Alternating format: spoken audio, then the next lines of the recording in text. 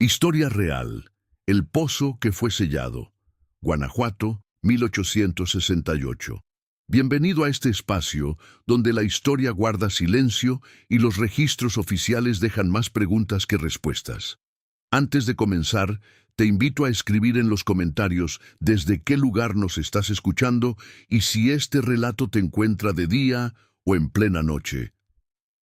Nos interesa saber hasta dónde llegan estas historias y en qué momento del tiempo vuelven a cobrar vida. En este canal exploramos casos reales, desapariciones y misterios ocurridos en distintas ciudades de México, relatos que fueron ocultados, ignorados o simplemente olvidados con los años. Si te atraen las historias oscuras basadas en hechos reales y quieres seguir descubriendo estos archivos silenciados, suscríbete al canal y activa la campana para no perderte ninguno de nuestros relatos. Capítulo 1. Guanajuato y la hacienda de San Miguel de las Ánimas. En el año de 1868, cuando México apenas comenzaba a respirar después de décadas de convulsiones que habían incluido guerra de independencia, invasiones extranjeras, guerra civil entre liberales y conservadores, y ejecución apenas un año antes del emperador Maximiliano en Querétaro, cuando el gobierno liberal de Benito Juárez intentaba consolidar control sobre nación fragmentada, donde regiones enteras operaban virtualmente autónomas, bajo control de caciques, que habían aprovechado años de caos para establecer feudos personales. El estado de Guanajuato existía en peculiar estado de transición dolorosa entre su pasado colonial como fuente principal de plata que había financiado Imperio Español durante siglos, y un presente incierto donde las vetas más ricas estaban agotadas, dejando ciudades mineras magníficas pero decadentes como testimonios de riqueza que se había evaporado como niebla bajo sol del mediodía. Guanajuato era estado de geografía dramática, montañas de Sierra Central elevándose abruptamente desde valles estrechos donde ríos pequeños habían tallado cañones profundos durante milenios. Sus ciudades principales, Guanajuato capital, León, Celaya, Salamanca, habían sido fundadas durante siglo XVI cuando primeras vetas de plata fueron descubiertas, creciendo rápidamente a medida que metal precioso era arrancado de tierra por trabajo de decenas de miles de indígenas y esclavos africanos que morían en túneles oscuros que penetraban kilómetros bajo superficie. La arquitectura de Guanajuato era predominantemente colonial barroca. Iglesias con fachadas elaboradamente talladas en cantera rosa y verde, característica de la región.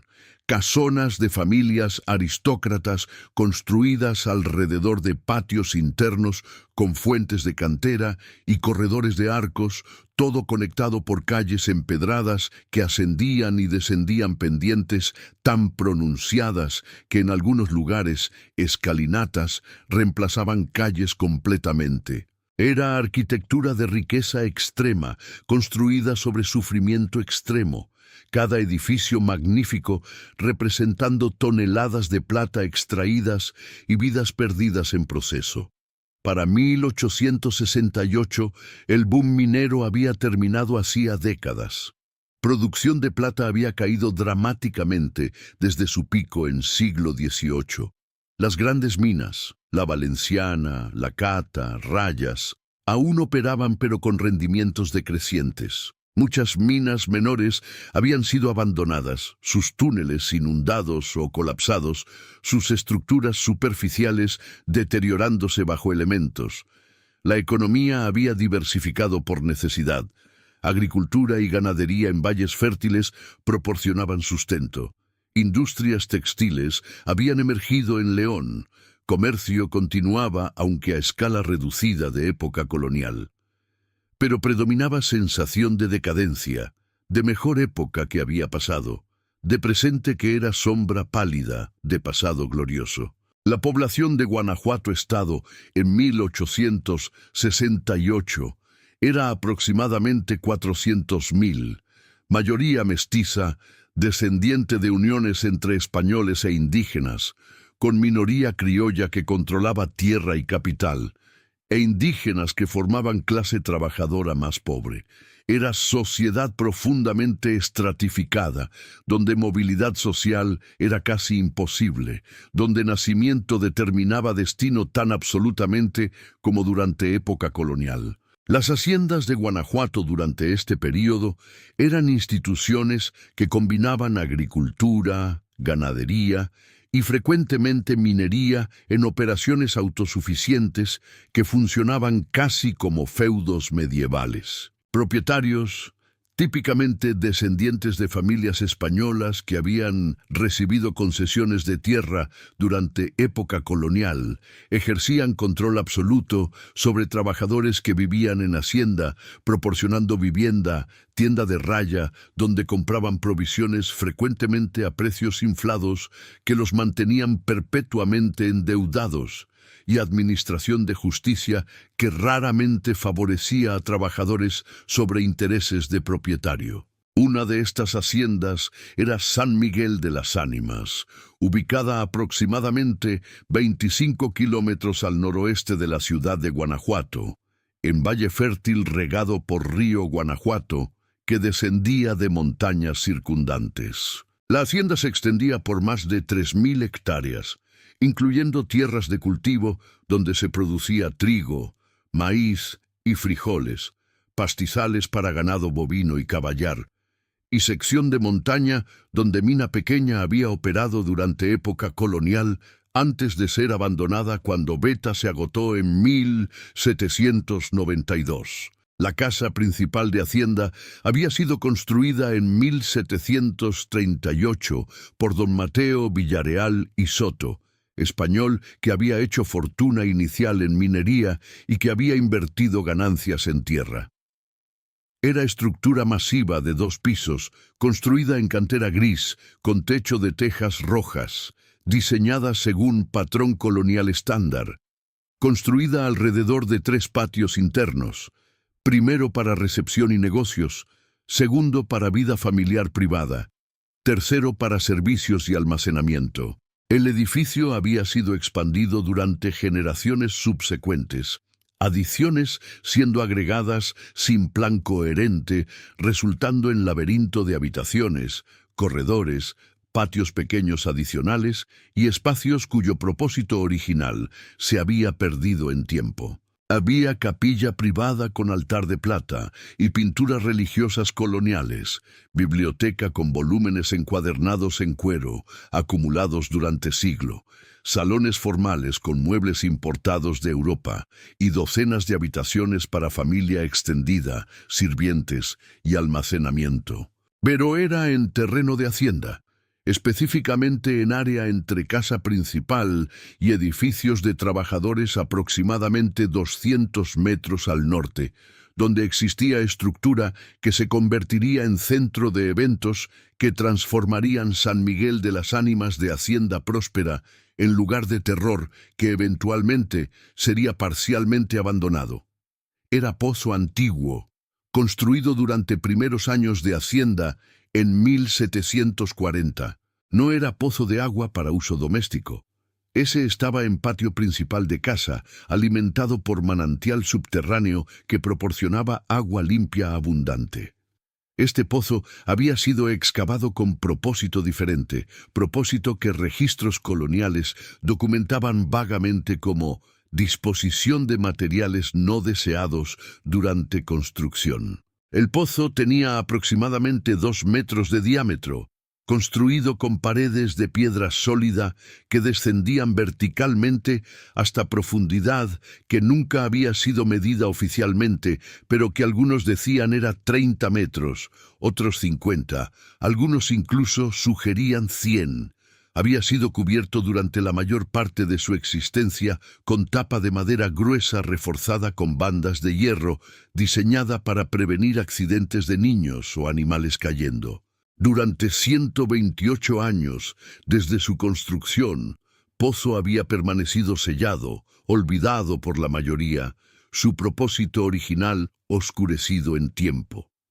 Generaciones de familia Villareal Habían vivido en hacienda sin prestar particular atención a estructura que era simplemente parte del paisaje, como árboles o muros de piedra que delimitaban campos. En 1868, Hacienda era propiedad de don Gabriel Villarreal y Cárdenas, bisnieto de fundador original, hombre de 53 años que había heredado propiedad de su padre en 1852. Don Gabriel era personificación de hacendado mexicano del siglo XIX, conservador en política, católico devoto, paternalista hacia trabajadores que veía como niños que necesitaban guía firme y pragmático en administración de negocios familiares. Su esposa, doña Soledad Cárdenas de Villarreal, tenía 48 años, mujer de familia aristocrática de León, madre de 7 hijos de los cuales 5 habían sobrevivido hasta edad adulta.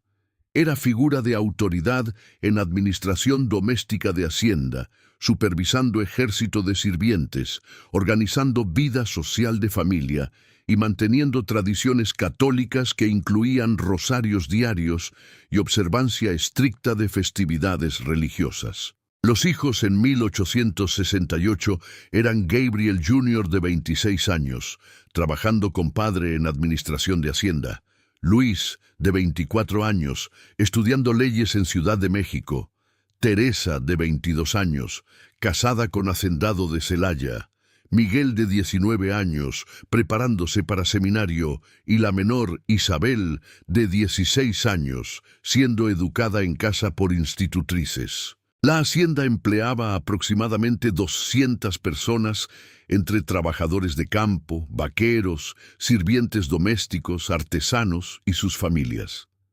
La mayoría vivía en hileras de casas de adobe construidas al norte de casa principal, formando pueblo pequeño con su propia dinámica social, separada pero subordinada a familia Villarreal. Era comunidad autosuficiente que producía la mayor parte de lo que necesitaba: comida de campos y ganado, textiles de talleres donde mujeres tejían y cosían, herramientas de herrería, cerámica de taller de alfarero.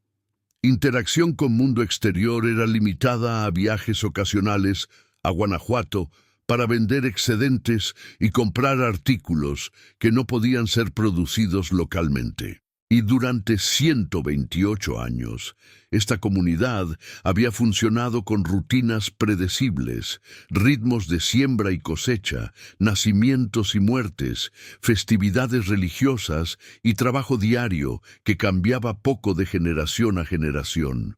Pero en julio de 1868 algo comenzó a cambiar, y el cambio estaba centrado en Pozo Antiguo que había permanecido sellado y olvidado durante más de un siglo. Lo que había estado contenido allí, lo que fuera que se había fermentado en oscuridad durante décadas, comenzaba a manifestarse de maneras que forzarían eventualmente a don Gabriel a tomar decisión que sellaría el pozo permanentemente, pero que también sellaría secretos que permanecerían enterrados hasta hoy. Brand, capítulo 2. Los primeros susurros. El primer reporte de algo inusual relacionado con el pozo vino de Jacinto Reyes, trabajador de campo de 32 años que había vivido en hacienda toda su vida, al igual que su padre y abuelo antes de él. En tarde del 15 de julio de 1868, Jacinto estaba pasando cerca del pozo cuando escuchó algo que lo hizo detenerse. Voces, débiles pero distintas, viniendo de bajo tierra. Al principio pensó que eran trabajadores en algún campo cercano, sonido siendo distorsionado por viento o topografía. Pero cuando se acercó al pozo y puso oído cerca de tapa de madera, voces se volvieron más claras. No eran conversación normal, eran susurros, múltiples voces susurrando simultáneamente en patrón que no formaba palabras que pudiera distinguir, pero que definitivamente era humano en origen. Jacinto sintió escalofríos recorrer su espalda. Había escuchado historias sobre el pozo. Historias que abuelos contaban, pero que adultos descartaban como superstición. que durante construcción de hacienda, cuerpos habían sido arrojados allí, que espíritus de muertos permanecían atrapados, que en ciertas noches podían ser escuchados lamentándose, pero eran solo historias, ¿verdad?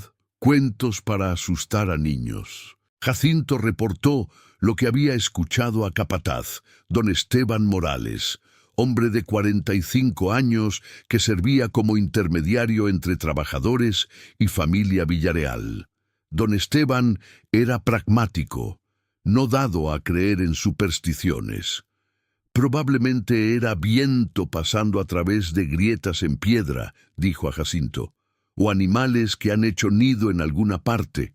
No te preocupes por eso. Pero 2 días después, otra trabajadora reportó experiencia similar. Doña Remedios, mujer de 50 años que lavaba ropa en arroyo cercano, juró que mientras caminaba pasando el pozo al anochecer, había escuchado voces susurrando su nombre. Y después otro trabajador y otro. Para finales de julio, 12 de personas habían reportado escuchar voces viniendo del pozo. Algunas describían susurros ininteligibles. Otras juraban que escuchaban palabras en español antiguo, fragmentos de oraciones, lamentaciones. Y había patrón. Voces eran más fuertes al anochecer y durante noche. Durante día, pozo permanecía silencioso. Pero apenas sol comenzaba a ponerse, susurros comenzaban. Don Esteban, aunque escéptico, decidió que debía reportar esto a don Gabriel. En primeros días de agosto mencionó reportes durante reunión regular sobre operaciones de hacienda. Don Gabriel descartó reportes inicialmente como superstición de trabajadores ignorantes. Pero cuando don Esteban mencionó que número creciente de trabajadores estaban evitando área cerca del pozo, que algunos estaban hablando sobre dejar hacienda si fenómeno continuaba, don Gabriel decidió investigar personalmente. En tarde del 5 de agosto, don Gabriel, acompañado por su hijo mayor Gabriel Jr. y por don Esteban, fue al pozo. Era aproximadamente 6 de tarde, sol aún alto, pero comenzando a descender hacia horizonte. Se pararon alrededor del pozo en silencio, escuchando. Por varios minutos no había nada excepto sonidos normales de hacienda, ganado en distancia, pájaros, viento en árboles.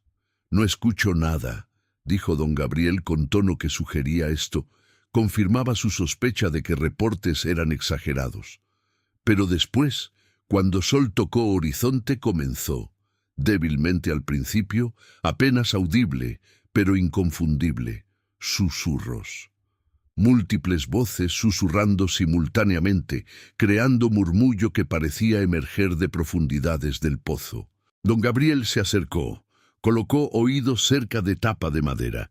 Su expresión cambió de escepticismo a perplejidad.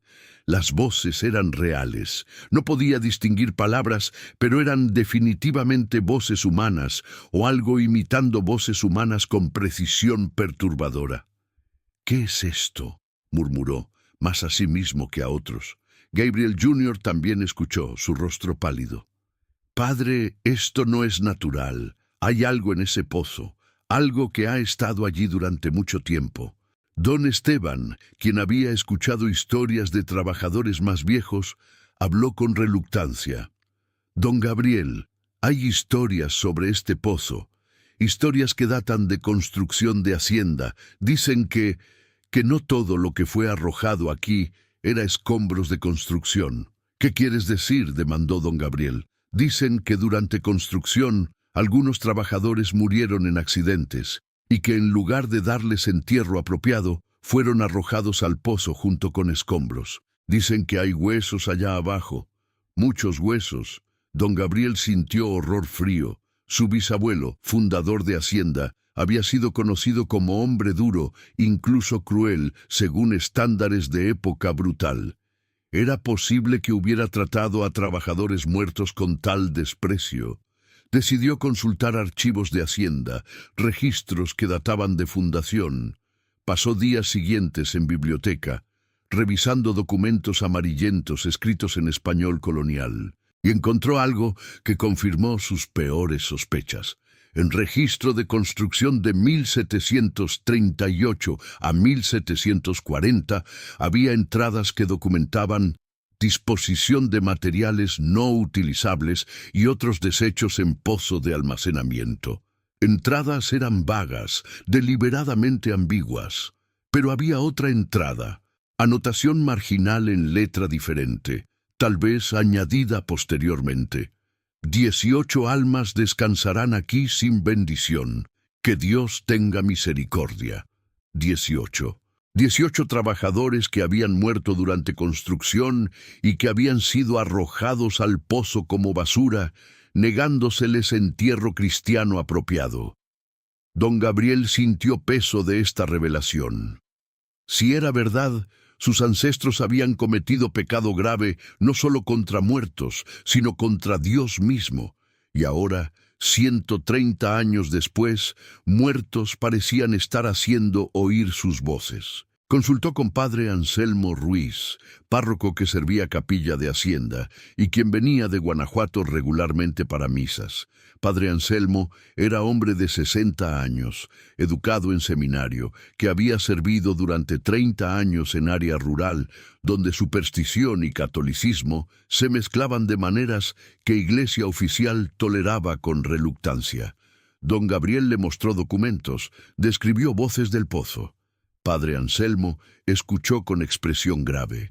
«Si lo que temes es verdad», dijo Padre Anselmo, «entonces tienes obligación de corregir este pecado. Esos hombres merecen descanso cristiano apropiado. Sus restos deben ser exhumados, bendecidos, enterrados en tierra consagrada». «¿Pero cómo?», preguntó don Gabriel. «El pozo es profundo. No sabemos exactamente qué tan profundo, y ha estado sellado durante 130 años. Abrirlo, excavar, sería empresa masiva». «Entonces, al menos bendice el pozo», sugirió Padre Anselmo. «Realiza servicio memorial para aquellos que murieron sin último sacramento. Tal vez esto calmará sus espíritus». Don Gabriel accedió. En domingo siguiente, 12 de agosto, Padre Anselmo realizó servicio especial. Toda familia y trabajadores se reunieron alrededor del pozo. Padre roció agua bendita sobre tapa, rezó oraciones por almas de muertos, pidió a Dios que les concediera paz que habían sido negados en muerte. Era ceremonia conmovedora. Muchos trabajadores lloraban, pensando en ancestros que tal vez habían muerto en circunstancias similares. Don Gabriel y su familia rezaban con fervor genuino, sintiendo peso de culpa heredada. Por 3 días después de bendición, voces cesaron. Pozo permaneció silencioso. Parecía que intervención espiritual había funcionado, que almas perturbadas habían sido calmadas. Pero en noche del 15 de agosto, voces regresaron. Y esta vez no eran susurros, eran gritos. Capítulo 3. La escalada del horror. Los gritos que emanaban del pozo en noche del 15 de agosto de 1868 despertaron a toda Hacienda. No eran susurros débiles que requerían acercarse al pozo para escuchar. Eran gritos que podían ser escuchados claramente desde casa principal 200 metros al sur y desde casas de trabajadores 100 metros al norte. Eran gritos de agonía, de terror, de súplica. Múltiples voces gritando simultáneamente, creando cacofonía que helaba sangre de todos quienes la escuchaban.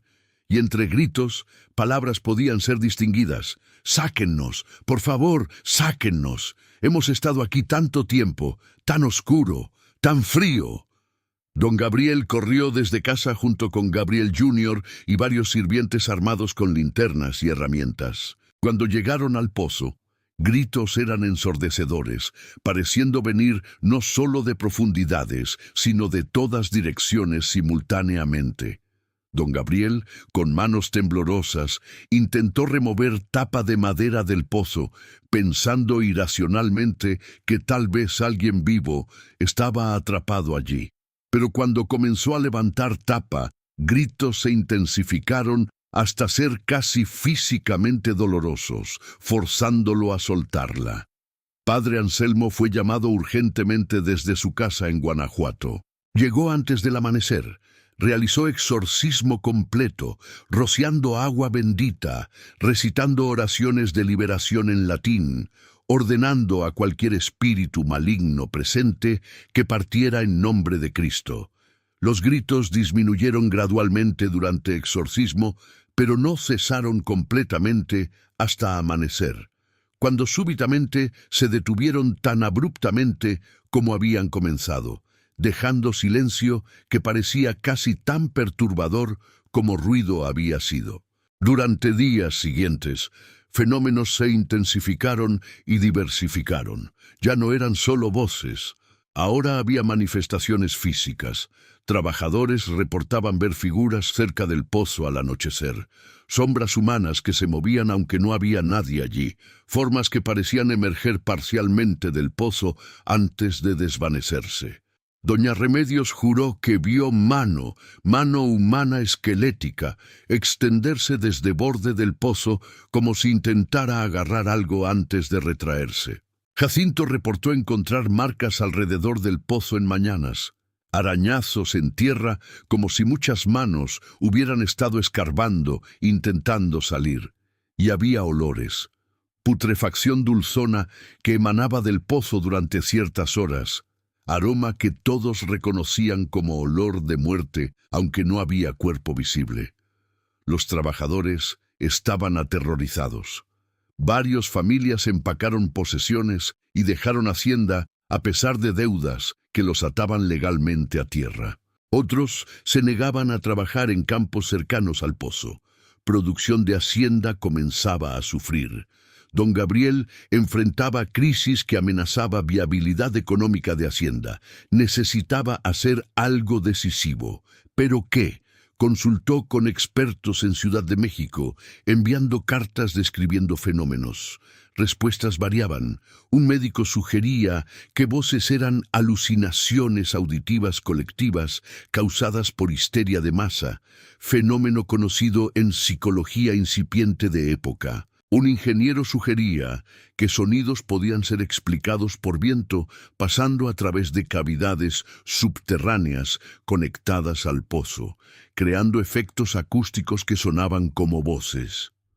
Un sacerdote de Universidad Pontificia sugería que si realmente había restos humanos sin bendición en pozo, única solución apropiada era exhumarlos y darles entierro cristiano, sin importar dificultad o costo. Pero también había sugerencias más oscuras de curanderos y personas que practicaban artes que Iglesia condenaba, pero que persistían en México rural. Que pozo debía ser sellado permanentemente, que lo que estaba allí debía ser contenido, no liberado, que algunos muertos eran mejor dejados sin perturbar.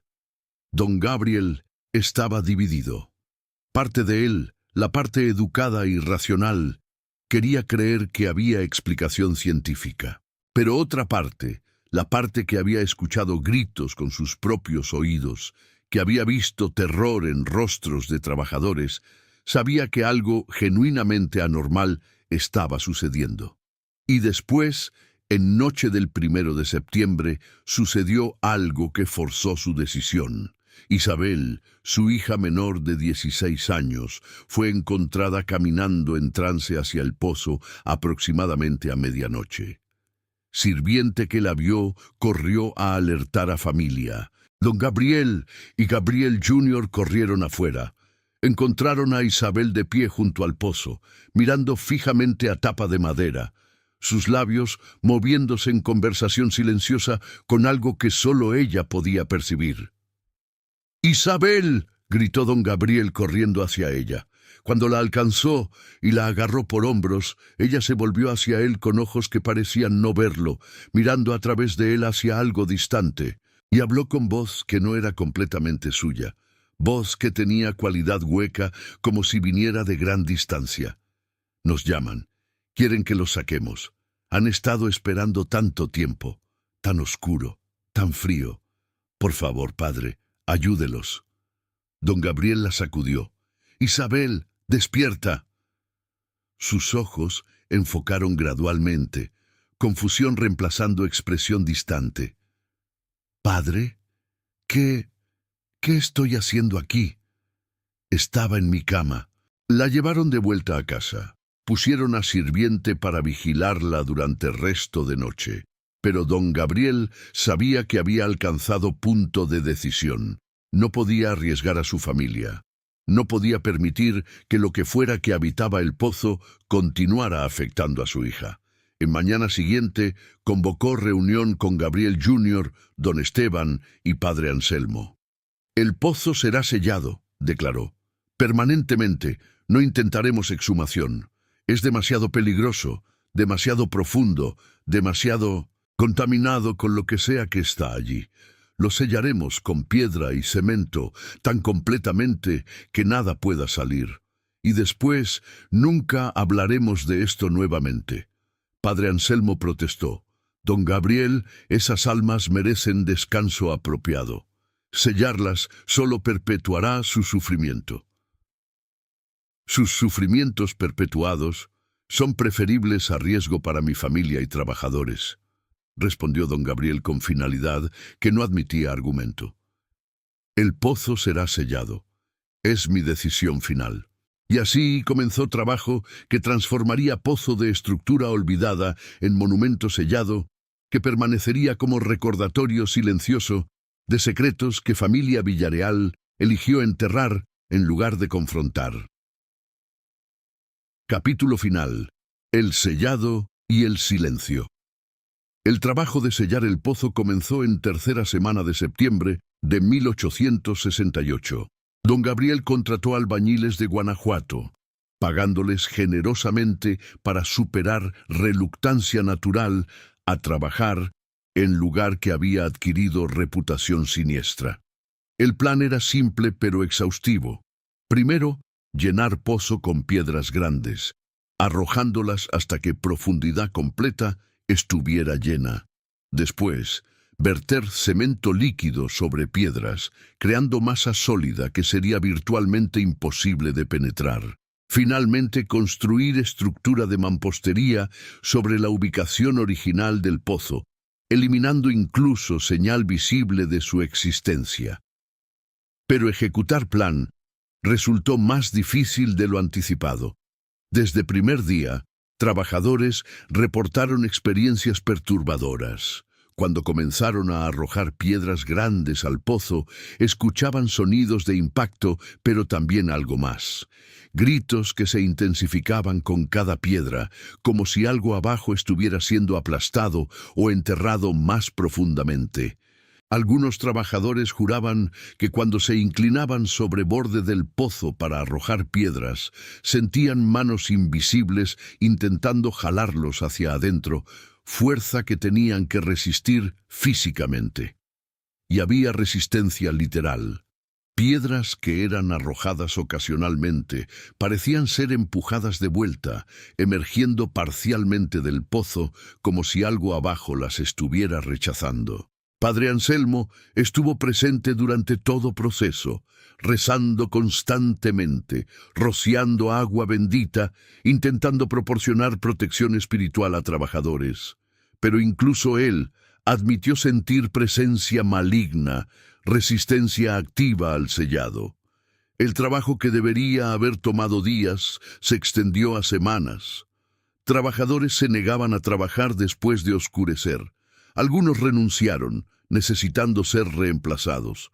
El costo se triplicó desde estimación original. Pero gradualmente, piedra por piedra, el pozo fue llenándose, y a medida que se llenaba, voces cambiaban.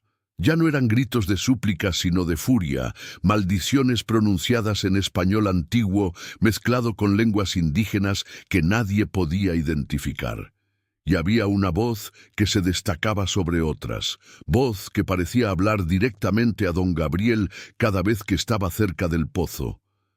Has sellado lo que no debía ser sellado. Has enterrado verdad que debía ser revelada. Esta tierra nunca te dará paz, ni a tus hijos, ni a hijos de tus hijos. Era maldición pronunciada con convicción que helaba sangre. Don Gabriel intentaba ignorarla, decirse a sí mismo que eran solo trucos de mente asustada. Pero palabras permanecían con él, resonando en pensamientos durante noches de insomnio. Para finales de octubre, Pozo estaba completamente lleno con piedras. Después comenzó proceso de verter cemento. Cientos de sacos de cemento mezclados con agua fueron vertidos sobre piedras, filtrándose a través de espacios, solidificándose en masa monolítica. Cuando cemento se curó, trabajadores construyeron estructura de mampostería sobre sitio, pared circular de piedra de 2 metros de alto, sin aberturas, coronada con techo de tejas. Era estructura que parecía pozo, pero que era realmente tumba sellada. Y finalmente, en primeros días de noviembre, trabajo fue completado. El pozo que había existido durante 130 años ya no existía en cualquier sentido práctico. Había sido transformado en columna sólida de piedra y cemento que descendía decenas de metros bajo tierra. Don Gabriel ordenó que placa de bronce fuera instalada en exterior de estructura, con inscripción deliberadamente vaga. Aquí se contuvo lo que debía ser contenido. Que nadie perturbe este lugar. 1738-1868. Después reunió a todos en Hacienda, familia, trabajadores, sirvientes, y pronunció declaración que esperaba cerraría capítulo de esta historia. El pozo ha sido sellado. Lo que estaba allí permanecerá allí. Nadie hablará de esto nuevamente. No se contarán historias, no se especulará, no se recordará. Es pasado, y pasado debe permanecer enterrado. Era orden que esperaba sería obedecida. Pero secretos raramente permanecen enterrados tan completamente como quienes los entierran esperan. Durante meses siguientes, fenómenos disminuyeron, pero no cesaron completamente. Trabajadores ocasionalmente reportaban escuchar susurros débiles viniendo de estructura sellada, especialmente durante aniversarios de días cuando trabajo de sellado había ocurrido. Algunos veían sombras moviéndose cerca del sitio al anochecer, y había otras consecuencias más sutiles. La hacienda, que había sido próspera, comenzó a experimentar serie de dificultades. Cosechas fallando sin explicación clara, ganado enfermándose y muriendo, accidentes que lastimaban a trabajadores con frecuencia inusual. Don Gabriel envejeció dramáticamente durante año siguiente. Su cabello se volvió completamente blanco, su postura se encorvó, su salud declinó. Murió en 1871, apenas 3 años después de sellar Pozo, a edad de 56 años. Sus últimas palabras, según doña Soledad, fueron: «Escucho las voces, aún escucho las voces». Gabriel Jr. heredó Hacienda, pero vendió la mayoría de tierra dentro de 5 años, manteniendo solo casa principal y terrenos inmediatos. La estructura que sellaba Pozo fue dejada intacta según instrucciones testamentarias de su padre, con provisión legal prohibiendo cualquier excavación o perturbación del sitio. La familia Villarreal eventualmente abandonó Hacienda completamente en 1890, mudándose a Guanajuato ciudad. Hacienda pasó por múltiples propietarios durante décadas siguientes, ninguno permaneciendo largo tiempo, todos reportando sensación de incomodidad, de ser observados, de presencia que nunca podía ser identificada, pero que siempre podía ser sentida. Durante Revolución Mexicana, de 1910 a 1920, Hacienda fue parcialmente destruida por tropas revolucionarias. Edificios fueron saqueados, campos dejados sin cultivar. Pero estructura sellando Pozo permaneció intacta, ignorada por saqueadores, como si algo los disuadiera instintivamente de acercarse. En 1935, durante Reforma Agraria Cardenista, tierras fueron distribuidas a ejidatarios. Casa principal fue convertida en escuela rural. Y durante renovaciones, trabajadores intentaron demoler estructuras sobre pozo antiguo, pensando usar espacio para otro propósito. Pero cuando comenzaron trabajo de demolición, 3 trabajadores sufrieron accidentes graves en 2 días. Uno cayó desde escalera rompiéndose espalda, otro fue golpeado por piedra cayendo, fracturándole cráneo. Tercero desarrolló fiebre súbita que lo dejó delirando durante semanas. Trabajo fue suspendido inmediatamente. Ingeniero encargado de renovaciones, después de consultar con ancianos locales que recordaban historias sobre el pozo, decidió que estructura debía permanecer intacta. Área alrededor fue declarada fuera de límites para estudiantes, cercada con barrera de metal. La escuela operó hasta 1965, cuando el edificio fue considerado estructuralmente inseguro y abandonado. Desde entonces, complejo ha permanecido vacío, deteriorándose gradualmente bajo elementos. Pero estructura sellando pozo permanece, más sólida que edificios circundantes. Y ocasionalmente, especialmente durante aniversarios de sellado, en septiembre y octubre, residentes de área reportan experiencias extrañas. Voces débiles en viento, sombras que no coinciden con fuentes de luz, sensación de tristeza profunda que desciende sobre cualquiera que se acerca demasiado.